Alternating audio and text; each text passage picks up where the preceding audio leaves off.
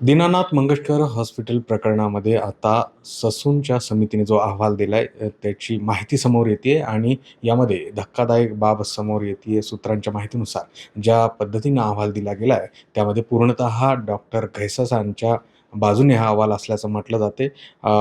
तनिषा भिसे यांच्या मृत्यूसाठी कुणालाही थेट दोषी धरला गेला नाही असंही या अहवालात नमूद असल्याचं म्हटलं जाते.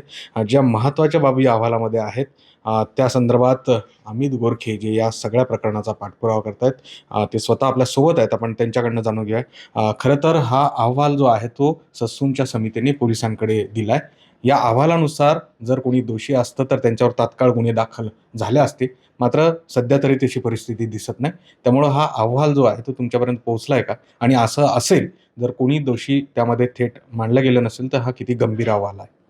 हे एकतर अहवाल प्रसिद्ध झाला हे आपण मीडियाकडनंच ऐकतोय आणि मी माझ्या पद्धतीनं माहिती घेतोय. पण आज रात्रीमध्ये संपूर्ण अहवाल आज सबमिट होईल अशी माझ्याकडची माहिती आहे. त्यामुळं अशा प्रकारचा कुठलाही अहवाल माझ्यापर्यंत पोहोचलेला नाही आहे.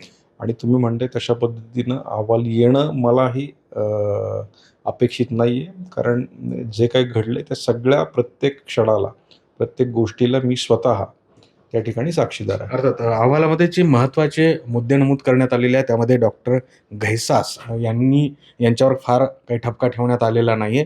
फक्त त्यांनी जी अमाउंट लिहून दिली त्या संदर्भामध्ये ते दोषी आहेत असा एक महत्त्वाचा मुद्दा आहे. दुसरी महत्त्वाची बाब जिथे तनिषा भिसे यांना सूर्या हॉस्पिटलमध्ये नेले होते तिथे स्पेशलिस्ट नव्हते अशी एक महत्त्वाची बाब तिथे नमूद करण्यात आल्याची माहिती आहे. आणि मणिपाल हॉस्पिटल जे आहे त्यांनी तनिषा भिसे यांच्या मृतदेहावर जे पोस्टमॉर्टम होतं, शवविच्छेदन होतं, ते केलं नाही. ह्या अशा सगळ्या बाबी त्या अहवालात नमूद असल्याचं म्हटलं आहे. आणि त्यामुळं हा सगळा जो अहवाल आहे त्यामुळे कोणावरही अशा दोषारोपपत्र याच्यात ठेवल्या गेलेलं नाही. या तिन्ही ज्या बाबी आहेत त्या कशा खोडताय तुम्ही? नाही, एकतर आमचं पहिल्यापासूनचं म्हणणं असं आहे, की 5.5 तास पेशंट त्या ठिकाणी होता आणि का होता तर ॲडमिशन दिलं गेलं नाही म्हणून. त्या ठिकाणी पैसे इमिजिएट त्यांना हवे होते. जी व्यवस्था आम्ही करत होतो ते दिले गेले नाही म्हणून. पण तुम्ही म्हणताय त्याच्यामध्ये इतर सगळे हॉस्पिटल्स जर आले असतील, हा अहवालातला एक भाग असू शकतो. पण अहवालाचा जो मुख्य गाभा आहे, तो दीनानाथ मंगेशकर हॉस्पिटलमधील डॉक्टर घैसास यांनी ज्या पद्धतीनं त्या ठिकाणी वागणूक दिली, त्याविषयी अहवालात येणं अत्यंत महत्त्वाचं आहे. ते 100% येणार. मगाशी म्हटल्याप्रमाणे अहवाल माझ्यापर्यंत आला नाही आणि तो अजूनपर्यंत तिथपर्यंतही पोहोचलेला नाही अशी माझी माहिती आहे.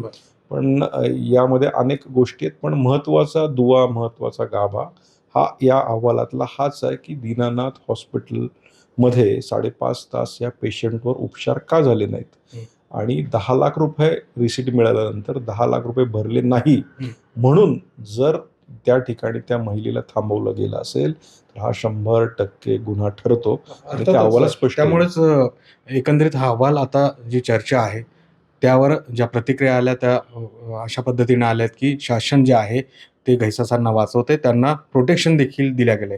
प्रोटेक्शन संदर्भात तुमचं अजूनही प्रतिक्रिया आली नाही. ज्या पद्धतीनं घैसास यांना पोलीस सुरक्षा दिली गेली त्यावर देखील तुम्ही बोलला नाही.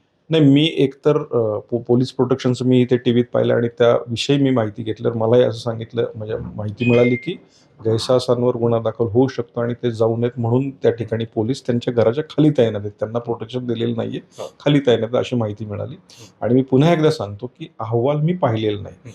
पण मला 100% खात्री आहे माननीय मुख्यमंत्री या ठिकाणी कुठेही बायस नाही आहेत. ज्या पद्धतीने त्यांनी पण सगळ्या टीका होताना दिसते. सुषमा अंधारेंनी असं म्हटलंय की हा उंदराने आणि मांजराला वाचवण्यासारखा प्रकार आहे. अशा पद्धतीची जरा त्यांनी टीका केलेली आहे आणि यातनं सगळेच वाचवतायत घैसासांना असं म्हणतायत ते.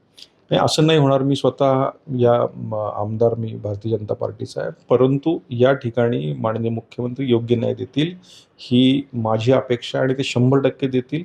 माझा पी-ए म्हणजे माझ्या घरातलाच माणूस त्या ठिकाणी गेलेला आहे.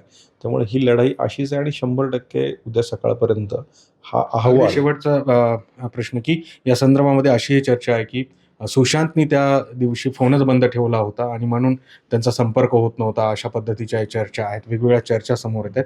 हे सगळं जे आहे ते केवळ घैसासांना वाचवण्यासाठी दिसतंय का? आणि काहीही जरी झालं तरी तुमची भूमिका काय असेल? नाही, भूमिका जर अशा पद्धतीनं जर वेगवेगळे आरोप होत असतील आणि दुर्दैवाने अहवालही तशा पद्धतीनं आला. तर मी आधीही सांगितलं की आपण सुशांत भिसे आणि डॉक्टरांचे झालेले CDR जर तपासले, CDR त्या ठिकाणी तपासले, तर इमिजिएट ह्याच्यामध्ये सगळ्या CDR रेकॉर्ड जर आपण पाहिले तर आपल्या लक्षात येईल की सुशांतला किती वेळा फोन झालेत, सुशांतनी त्यांना काय काय रिक्वेस्ट केल्यात आणि मग 5.5 तासाच्या अंतरानंतर त्यांनी काही फोन केलेत का, आणि सुशांतचं जे झालेलं संभाषण आहे आणि डॉक्टरांच्या माध्यमातून जी झालेली टाळाटाळ आहे ती CDR मध्ये स्पष्ट होईल. त्यामुळे अर्थातच हे स्पष्ट आहे की ससूनच्या समितीने जो काही पुणे पोलिसांकडे अहवाल दिलाय, तो आत्ता जो अहवाल आहे त्यानुसार जर बघायला गेलं तर डॉक्टर घैसास असतील, सुश्रुत घैसास किंवा कोणावरही गुन्हे दाखल होऊ शकत नाही. मात्र अहवालाचा केवळ हा एक भाग आहे, असं अमित गोरखे यांचं म्हणणं आहे. पूर्ण अहवाल आल्यानंतर नक्कीच घैसास आणि जे कोणी यामध्ये दोषी आहेत त्यांच्यावर गुन्हे दाखल होतील, असा विश्वास पुन्हा एकदा गोरखे यांनी व्यक्त केला आहे. प्रतिनिधी